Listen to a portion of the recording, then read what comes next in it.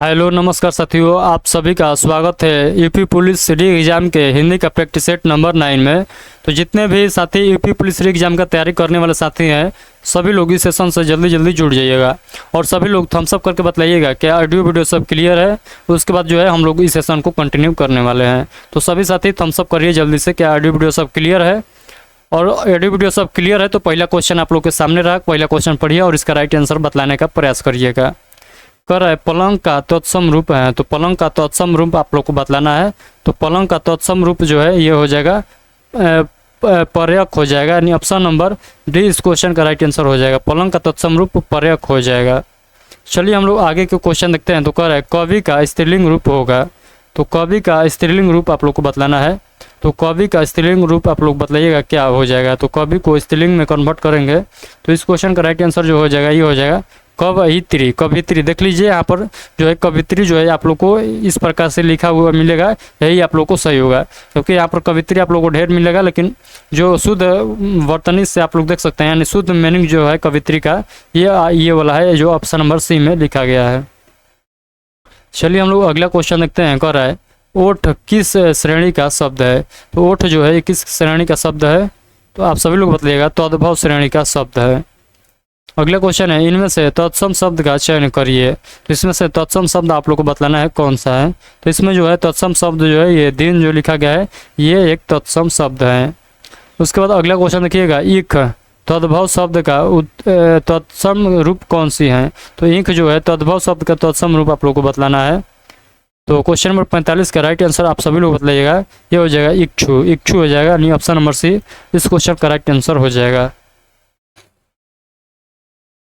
अगले क्वेश्चन पढ़िएगा। Question number 46 कर रहा है तीन बेर खाती थी वे तीन बेर खाती हैं, मैं कौन सा अलंकार है। तो आप लोग को बतलाना है वे तीन बेरी खाती थी, वे तीन बेर खाती थी में कौन सा अलंकार है। तो आप सभी लोग बताइएगा क्वेश्चन नंबर 46 में कौन सा अलंकार है। क्वेश्चन नंबर 46 में यमक अलंकार है, यानी ऑप्शन नंबर डी इस क्वेश्चन का राइट आंसर हो जाएगा।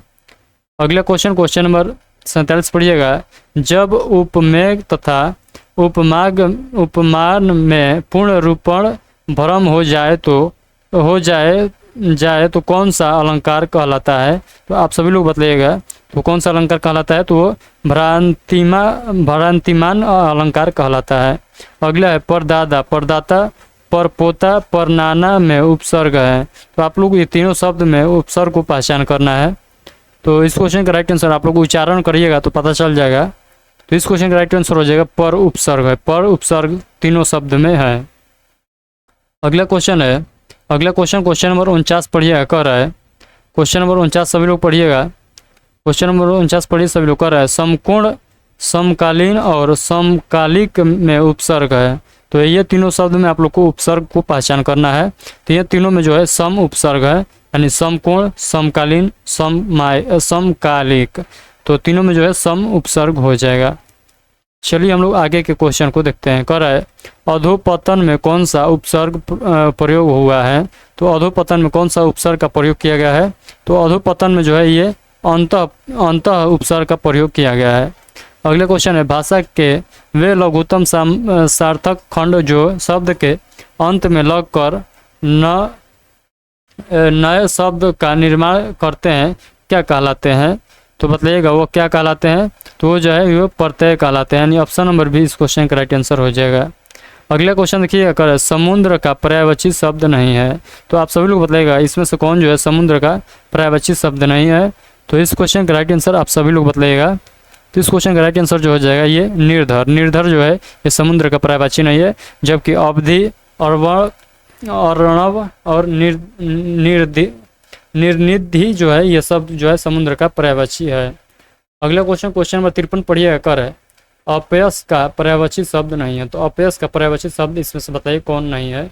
तो अपयश का पर्यायवाची शब्द इनमें से कौन नहीं है। तो आप सभी लोग बताइएगा अपयश का पर्यायवाची शब्द जो है पत्थर नहीं है। पत्थर जो है ये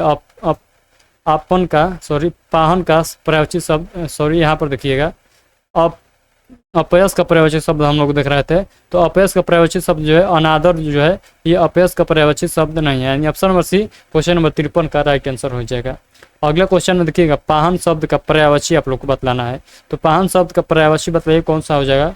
तो पाहन शब्द का पर्यायवाची यानी क्वेश्चन नंबर 54 का राइट आंसर जो हो जाएगा ये हो जाएगा पत्थर। पाहन शब्द का पर्यायवाची जो हो जाएगा पत्थर हो जाएगा, यानी क्वेश्चन नंबर 54 का right answer option number C हो जाएगा। चलिए हम लोग अगला क्वेश्चन देखते हैं। अगला क्वेश्चन नंबर हम लोग 55 पढ़ते हैं। क्या कह रहा है? कह रहा है नीचे लिखे वाक्यों में से कौन सा वाक्य सर्वाधिक सही है, यानी जो वाक्य लिखा गया है ऑप्शन ए, बी, सी और डी में, इसमें से आप लोग को बताना है कौन जो वाक्य है शुद्ध रूप से लिखा गया है। तो क्वेश्चन नंबर 55 का राइट आंसर बतलाइएगा। क्वेश्चन नंबर 55 का राइट आंसर हो जाएगा यद्यपि तुम अजनबी हो तथापि मैं तुम्हें अपना मानता हूँ, यानी ऑप्शन नंबर जो डी लिखा गया है इसमें जो वाक्य लिखा गया है ये बिल्कुल जो है सही है। तो इस क्वेश्चन का right answer option number D हो जाएगा। चलिए हम लोग आगे के क्वेश्चन को देखते हैं, आगे के सेशन को कंटिन्यू करते हैं। अगर आप लोग अभी तक इस सेशन को लाइक नहीं किए हैं तो आप लोग जल्दी जल्दी से इस सेशन को लाइक कर दीजिए। चलिए अगला क्वेश्चन पढ़िएगा। कर है निम्नांकित में शुद्ध वाक्य है, तो आप लोग को बतलाना है आप कौन से वाक्य में जो है ये शुद्ध वाक्य है, तो बतलाइएगा ऑप्शन ए में है, बी में है, सी में है या डी में है। क्वेश्चन नंबर 56 का राइट आंसर सभी लोग को बतलाना है। तो क्वेश्चन नंबर 56 का राइट आंसर तुलसी की कविता में माधुर्यता है, यानी ऑप्शन नंबर ए इस क्वेश्चन का राइट आंसर हो जाएगा। अगला क्वेश्चन है निम्न में से अशुद्ध वाक्य पहचानिए, तो इसमें अशुद्ध वाक्य पहचाना है। सभी में हम लोग शुद्ध वाक्य देख रहे थे बट इसमें जो है अशुद्ध वाक्य हम लोग को देखना है। तो इस क्वेश्चन का राइट आंसर जो हो जाएगा ये हो जाएगा तुम तो अपना काम करो, तुम तो अपना काम करो, ये जो है अशुद्ध वाक्य है। चलिए हम लोग अगला क्वेश्चन देखते हैं। तालव्य व्यंजन कौन सा है, यानी तालव से बोलने जाने वाला व्यंजन को आप इसमें से कौन सा है तो आप लोग को पहचान करना है। इस क्वेश्चन का जो राइट आंसर हो जाएगा च छ ज झ, च छ ज झ, ये तालु से जो है तालव्य से व्यंजन है, तालव्य से उच्चारण करने वाला व्यंजन है। अगला क्वेश्चन नंबर 59 पढ़िए। कर है कौन वर्ण घोष नहीं है, तो कौन इसमें जो है वर्ण घोष नहीं है, तो आप सभी लोग बतलाइएगा। क्वेश्चन नंबर 59 का राइट आंसर, तो इसमें जो हो जाएगा आप सभी लोग क्या बतलाइएगा, इस क्वेश्चन का राइट आंसर हो जाएगा स जो है ये वर्ण घोष नहीं है। किस शब्द में री स्वर नहीं है, तो किस शब्द में जो है री शब्द नहीं है, तो आप लोग उच्चारण करिएगा। तो कृपा इसमें री आ रहा है, कृष्णा इसमें री आ रहा है, दृष्टि दृष्टि इष्टि इसमें भी री आ रहा है, तो दृष्टि में ये री आ रहा है और आज में जो है री नहीं आ रहा है। तो इस क्वेश्चन का जो राइट आंसर हो जाएगा ऑप्शन नंबर डी हो जाएगा, यानी आज में जो है कोई भी री नहीं आ रहा है, जबकि ए, बी और सी वाले वर्ड में री आ रहा है। अगला क्वेश्चन देखिएगा। तिलक आर्य मैंने यहाँ पर जो है पंक्ति दिया गया है, तो पंक्ति को हम लोग पंक्ति की तरफ पढ़ेंगे। कर है तिलक अरे मैं निहारूं इन दांतों पर मोती बारूं, इन पंक्तियों में कौन सा रस है, तो इन पंक्तियों में आप लोग को रस को पहचान करना है कौन सा रस है, तो इसमें जो है बत्सल रस है, यानी ऑप्शन नंबर डी इस क्वेश्चन का राइट आंसर हो जाएगा। अगला क्वेश्चन है इनमें से कौन सा शब्द शुक्ल का विलोम है, तो शुक्ल का विलोम आप लोग को बताना है। तो शुक्ल का विलोम जो हो जाता है ये हो जाता है कृष्ण, तो शुक्ल का विलोम जो है ये कृष्ण हो जाता है। चलिए हम लोग आगे के क्वेश्चन को देखते हैं। कर रहा है इनमें से कौन सा शब्द प्रस्थान का विलोम है, तो प्रस्थान का विलोम आप लोग को बतलाना है। तो प्रस्थान का विलोम आप सभी लोग बतलाइएगा। तो प्रस्थान का विलोम जो हो जाएगा ये आगमन हो जाएगा। प्रस्थान मतलब जाना और जाना का उल्टा हो जाएगा ना आना, यानी आगमन हो जाएगा। निम्नलिखित में से विलोमों के निम्नलिखित विलोमों युग्मों में एक शब्द युग्म शुद्ध नहीं है, वो कौन सा है, तो आप लोग को बतलाना है। जो इसमें जो है कौन सा अशुद्ध है आप लोग को पहचान करना है। तो क्वेश्चन नंबर 64 का राइट आंसर आप सभी लोग बतलाइएगा। तो इस क्वेश्चन का राइट आंसर हो जाएगा नूतन जो है ये सनातन से संबंधित नहीं है, नूतन जो है ये पुरातन से संबंधित है, यानी ऑप्शन नंबर डी इस क्वेश्चन का राइट आंसर हो जाएगा। नूतन मतलब नया, पुरातन मतलब पुराना हो जाएगा, तो नूतन जो है ये पुरातन से संबंधित है रहेगा, तो इसीलिए इस क्वेश्चन का right answer option number D हो जाएगा। अगला क्वेश्चन है भौरा, भौरा कोयल सखी किस शब्द के अनेकार्थिक है, तो बताइएगा इस किस शब्द का अनेकार्थिक शब्द है, ये तीनों जो लिखा गया है तो किस शब्द का अनेकार्थिक शब्द है, ये जो है ये औली के अनेकार्थिक शब्द है। कृष्ण विष्णु अविनाशी किस शब्द के अनेकार्थिक है, तो आप लोग इस क्वेश्चन का भी राइट आंसर बताइएगा। ये जो है अछूत अछूत के अनेकार्थिक शब्द है। अगला क्वेश्चन है चंद्रमा शंख कपूर किस शब्द के अनेकार्थिक है, तो चंद्रमा शंख कपूर जो है ये किस शब्द का अनेकार्थिक शब्द है। क्वेश्चन नंबर 67 का राइट आंसर बतलाइएगा। क्वेश्चन नंबर 67 का राइट आंसर आप सभी लोगों को बतलाना है ऑब्ज, ऑब्ज हो जाएगा, यानी ऑप्शन नंबर डी इस क्वेश्चन का राइट आंसर हो जाएगा। उसी प्रकार अगला क्वेश्चन देखिए। अगर है एक मुंह दो बात मुहावरे का अर्थ है। तो एक मुंह दो बात मुहावरे का अर्थ आप लोग को बतलाना है। तो एक मुंह दो बात मुहावरे का अर्थ आप लोग को स्पष्ट करना है। तो अपनी बात से पलट जाना, यानी इस मुहावरे का अर्थ जो है ऑप्शन नंबर सी में जो लिखा गया है ये बिल्कुल करेक्ट बैठ रहा है। तो इसी क्वेश्चन का right answer option number C हो जाएगा। अगला क्वेश्चन है पानी पीकर जात पूछना का अर्थ है। तो पानी पीकर जात पूछना का अर्थ आप लोग को स्पष्ट करना है। तो इस क्वेश्चन का राइट आंसर हो जाएगा काम निकलने के बाद सोचना। काम निकलने के बाद सोचना यानी पानी पीकर जात पूछना। चलिए हम लोग आगे के क्वेश्चन को देखते हैं। अगला क्वेश्चन मैं आप लोगों के सामने लाता हूँ। अगला क्वेश्चन आप लोग पढ़िएगा और इसका राइट आंसर बतलाने का प्रयास करिएगा। तो चलिए क्वेश्चन नंबर 70 पढ़िए और इसका राइट आंसर बतलाइएगा। कह रहा है अंडे का शाहजादा का अर्थ है। तो अंडे का शाहजादा का अर्थ क्या है? तो अंडे का शाहजादा का अर्थ आप सभी लोग बताइएगा। तो इस क्वेश्चन का राइट आंसर जो हो जाएगा ये हो जाएगा अनुभवहीन व्यक्ति। अनुभवहीन व्यक्ति यानी ऑप्शन नंबर डी हो जाएगा। किस समास में प्रथम पद संख्यावाची तथा अंतिम पद संज्ञा हो वह है? तो वह क्या है? तो बताइएगा। क्वेश्चन नंबर 71 का राइट आंसर तो वो जो है द्विगु समास है। द्विगु समास है यानी ऑप्शन नंबर सी इस क्वेश्चन का राइट आंसर हो जाएगा। अगला क्वेश्चन नंबर 72 पढ़िएगा। महाजन शब्द में समास है। महाजन जो शब्द लिखा गया है इसमें कौन सा समास है?